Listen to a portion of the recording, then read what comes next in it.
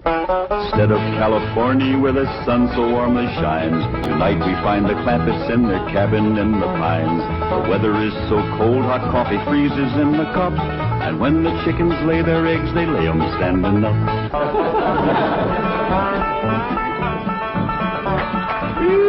Doggy's gonna be a cold one tonight.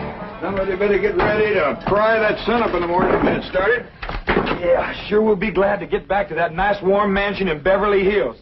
It ain't no fun sleeping on this cold, hard floor. That's a fact.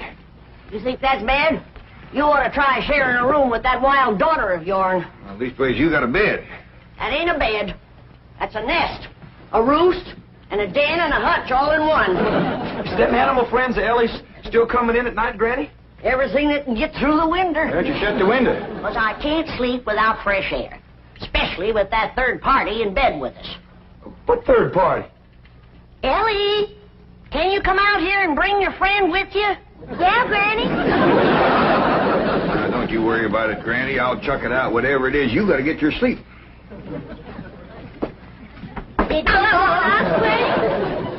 Your pa wants that polecat. Give it to him. Now, wait a minute. Don't point that thing at me. You don't want to get drove outdoors on a night like this. Well, don't you want him, Pa? I just want to say that Granny'd appreciate it if you'd have this little fella sleep with his own family.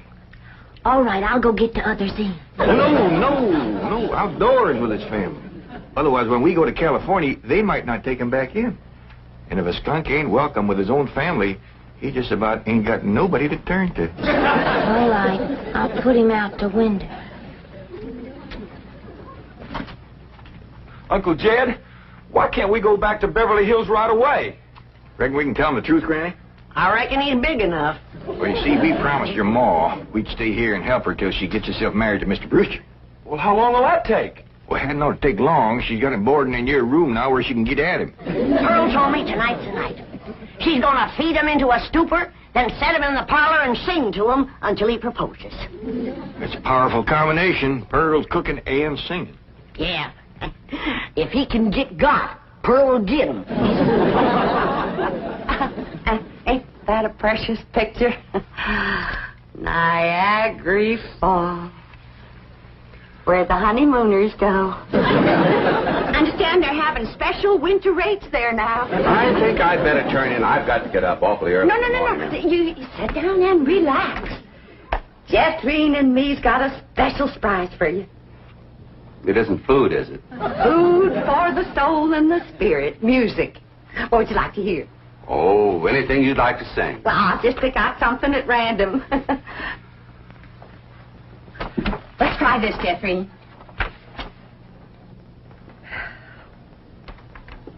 Oh, promise me that someday you and I will take our love together to some sky where we can be alone and faith renew.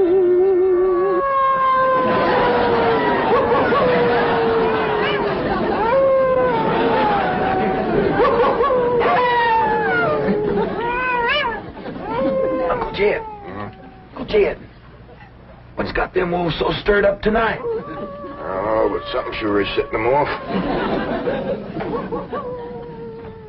Hey, can't sleep a wink.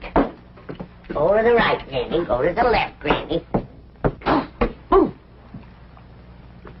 Them wolves keeping you awake too, Granny? He sure is. Howling goes right through you. It ain't their hollering that's keeping me. It's their snoring. Look for yourself. Ellie's got two of them under the bed. Granny, we gotta get that girl back to Beverly Hills. She's going right back to being a wild cougar. What y'all all doing out here? Trying to keep warm. Sure it's cold in there without you, Granny. Mind if I join you? I reckon so, if you don't mind a little human company for a change. Uncle Jed, we just got to get ourselves back to Beverly Hills. We will, Jethro, as soon as your ma gets proper hitched to Mr. Brewster. Bless you. Oh, Pearl, give it all you got tonight. Oh, we's all gonna be down with pneumonia.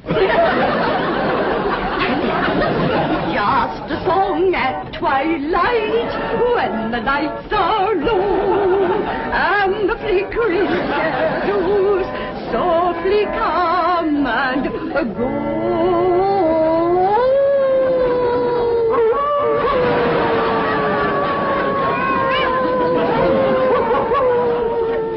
Home joys divine, home joys so pure, love ever faithful and love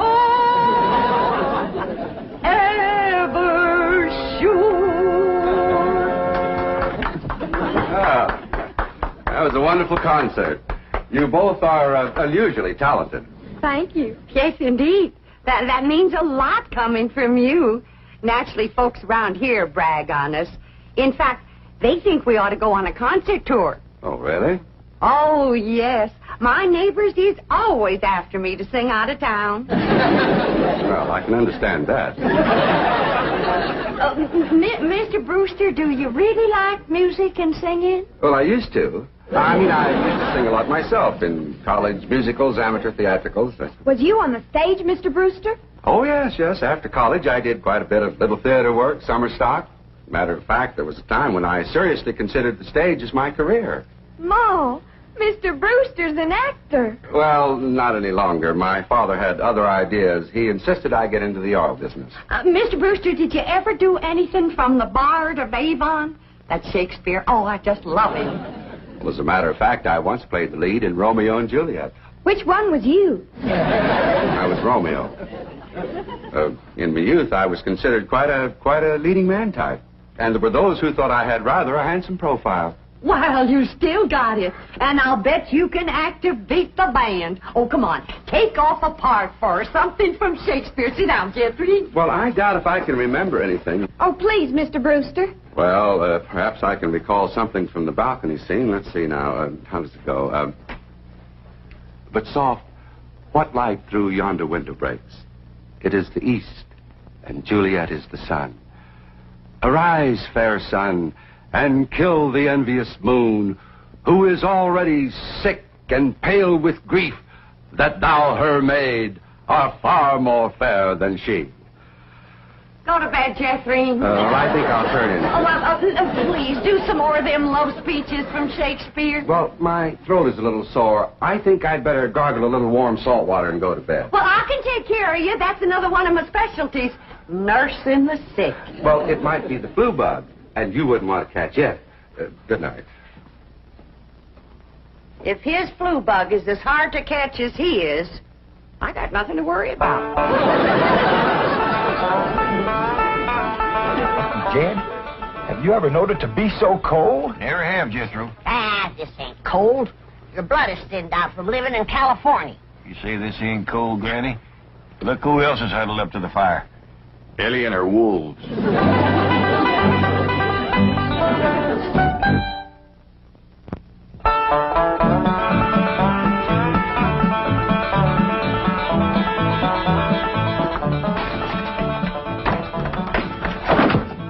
Still cold this morning, Granny.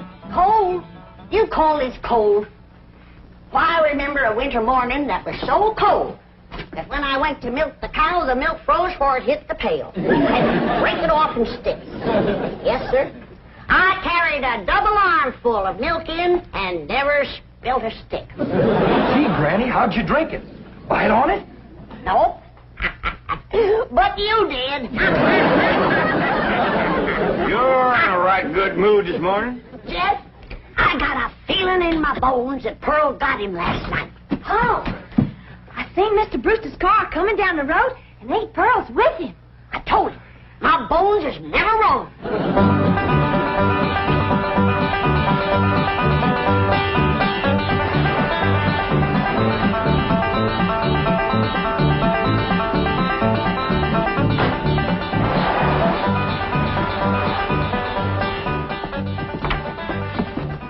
When's the wedding? Ma. See that in church? Yeah, let's see your ring, Pearl. You want me to carry Mr. Brewster over the threshold for you, Ma? She don't look too happy. She don't sound too happy neither. Oh, all women folk cry when they're about to get married. I didn't get him. Oh. Did you try your best, Pearl? Oh, Granny, I throwed the book at him. Cooking, sewing, singing. I even nursed him through the flu. Got him well in 5 minutes. But he didn't propose. Jed, you go out there and do your duty to your female cousin. Ask that city fella what he'd rather get, married or buried. Now, Granny, I don't hold with getting folks married unless it's willing. Pearl's got enough willing for both of them. If you're going to make a liar out of my bones... Yeah, and I'll have a talk with Mr. Brewster. Where'd he go, Pearl? He said he was going to park the car on the warm side of the cabin. But he must have run off. After him, everybody. We'll head him off at the pass and shoot him down like a dog. Now, you hold on. You ain't shooting nobody down. Just simmer down.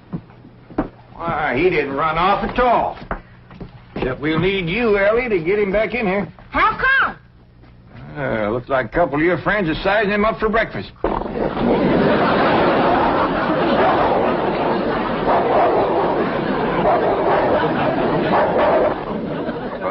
in all sincerity, Mr. Clampett, your cousin Pearl is a very remarkable woman. It's just that, well, I don't want to get married. Oh, I understand that, Mr. Brewster, and I thank you for speaking the truth like a man, but my cousin Pearl has got herself a problem.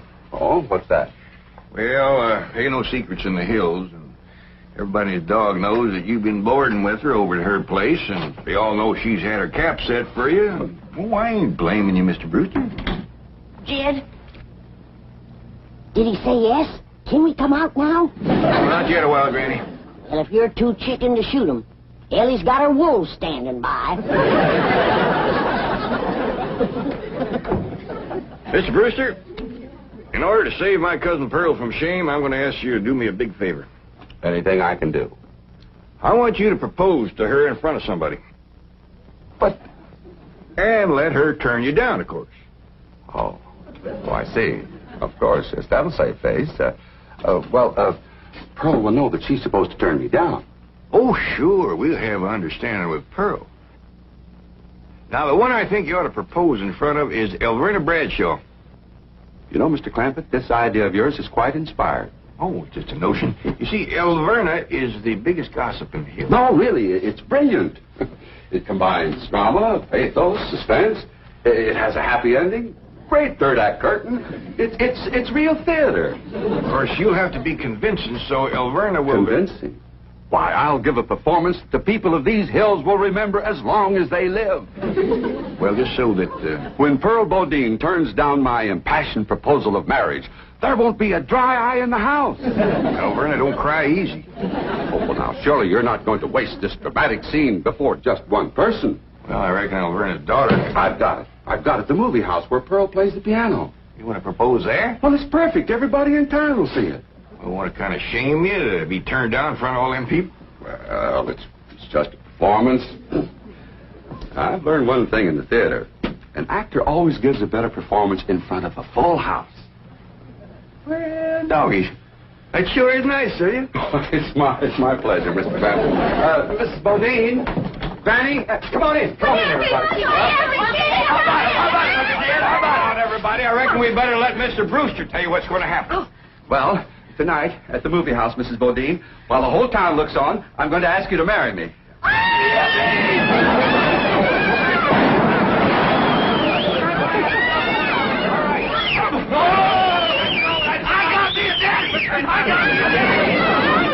This calls for a whopping big snort. Now, will y'all quieten down, everybody, until you hear the rest of the story. Now, Pearl, when Mr. Brewster asks you to marry him, you're going to say no. Not unless I'm as drunk as you are.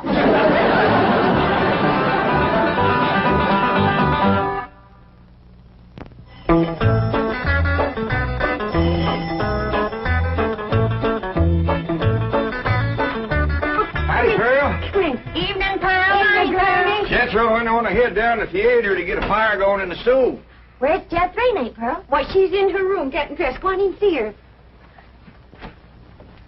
Granny, what happened to your mink coat? This is it. Tonight's kind of special, so I'm wearing the pretty side out. You sure got your pretty side out tonight, Pearl? Oh, I tell you, Jed, I'm as nervous as if I was going to get a real honest-to-goodness proposal. And it would be real if your cousin Jed would do his duty and hold a shotgun on that fella, Brewster. Now, ladies, let's settle for what we got. This way, Pearl can come to California without nobody saying she left town in disgrace. Good evening. Good evening. Ain't you dressed up? That boiled shirt makes your face look kind of dark. Well, as a matter of fact, I'm wearing a little theatrical makeup. Mrs. Bodine, how would you like some pancake on your face? How'd you like some sweet potato pie on yours? Fetch me some hot possum grease, Pearl, and I'll fling it on it. Now, ladies, you misunderstood me. Pancake is a type of makeup we use in the theater. An actor, like myself, would feel positively undressed without it. I thought you was oil man. Well, that's my business. But at heart, I shall always be an actor. Say now, speaking of acting, you two got it figured out what you want to say? Oh, yeah, we rehearsed 12 times. Mr. Brewster will be sitting on the front row, and when the picture's over, he'll jump up and he'll... Excuse me. I've been thinking about that. I believe it would be more effective if I made an entrance. Entrance? Yes, I'll come down the aisle. Oh, all right. And then Mr. Brewster's going to say, Mrs. Bodine, don't go to California with your cousin Jed. Stay here and be my wife. I've been thinking about that, too.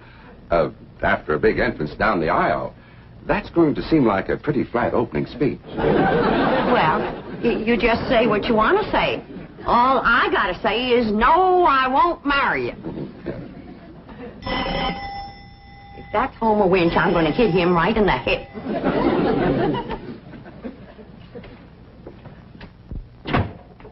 Good evening, Pearl. Brenda Bradshaw, what are you doing here? Well, you and me being such close friends, I just thought I'd offer to play Piany for you at the theater tonight.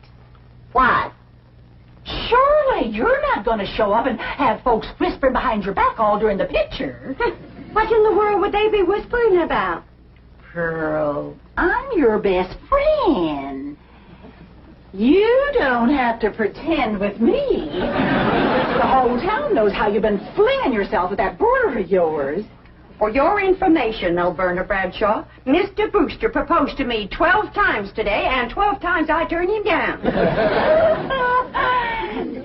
Is that why he give you this here mink coat? 'Cause you turned him down? This here mink coat was given to me by my niece, Ellen May Clampett. Oh, Pearl, I keep telling you, you don't have to pretend with me. I'm your best friend. But Alberta Bradshaw is your best friend. You're up to your eyeballs in enemies. Mr. Brewster, if you was to go in there now and propose in front of Elverna, you could save yourself a trip to the theater. And the news would get around a heap quicker. You don't understand, Mr. Clampett. An actor needs an audience.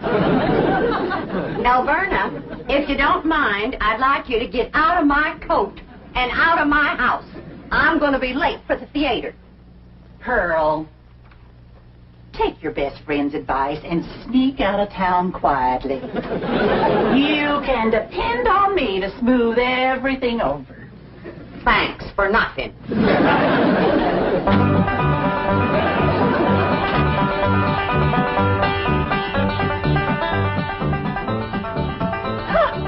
Farewell performance is right. I reckon she'll sneak out of town in a hurry if she ain't already snuck. Mind you, Pearl's my best friend, and I ain't one to talk, but...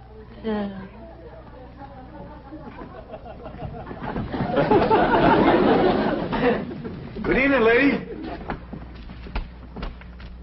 You too, Alverna.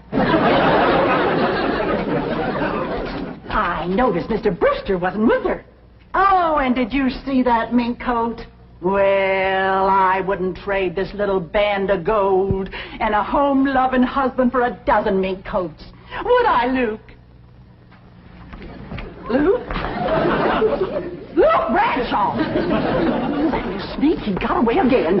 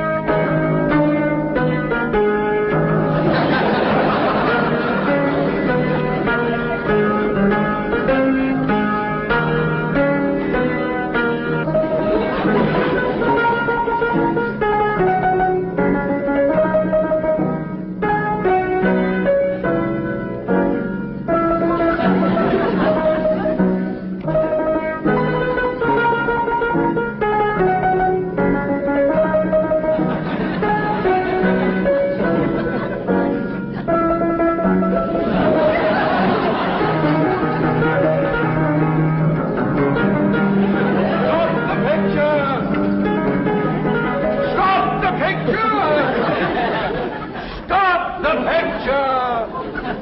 All right, Charlie. Mrs. Bodine, I just saw that poster out front. Farewell performance. Does that mean you are leaving? Oh, yes, Mr. Brewster. I'm going to California with my cousin Jed and his family. Oh, no, please. Please, I beg you. I implore you. I beseech you. Don't go. Stay here and be my wife. No, thank you, Mr. Brewster. I cannot. I will not accept that answer. For I love you, Pearl Bodine. I love you with all my heart. With all my soul, I love you as no man has ever loved woman before. He better than Francis X. Bushman. Be mine. Pearl, be mine. Come back here, Mr. Brewster.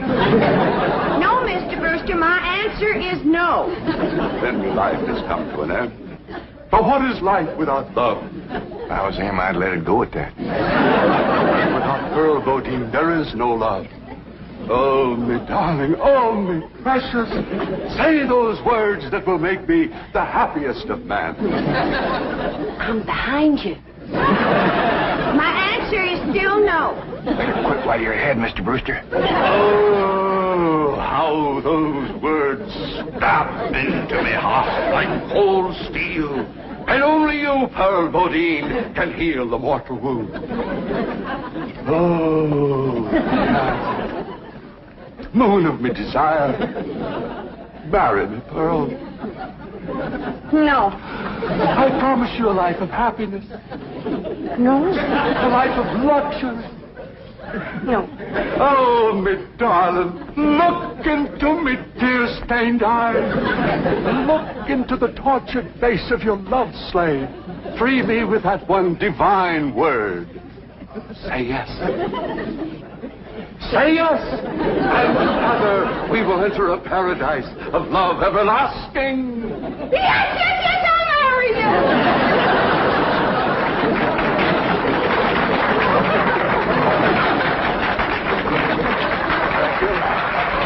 Thank you very much. Did you say yes? Yes. Go ahead and said yes. I was ready myself.